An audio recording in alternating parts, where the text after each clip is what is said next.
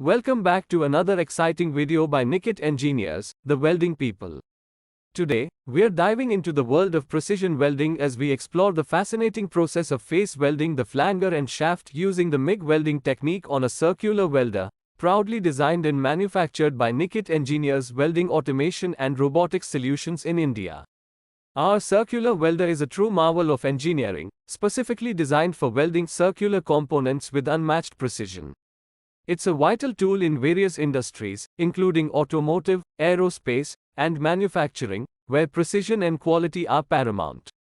Today's task involves welding the flanger and shaft, a critical step in many assembly processes. MIG welding, or metal inert gas welding, is the technique of choice here due to its speed, efficiency, and strong, clean welds. MIG welding involves a continuous wire feed that melts and fuses the base metals together. It's versatile and ideal for this application, ensuring a reliable bond between the flanger and shaft. As you can see, a skilled technician oversees the operation, ensuring the parameters are just right. The circular welder provides precise control over rotation, speed, and welding parameters, guaranteeing consistent weld quality.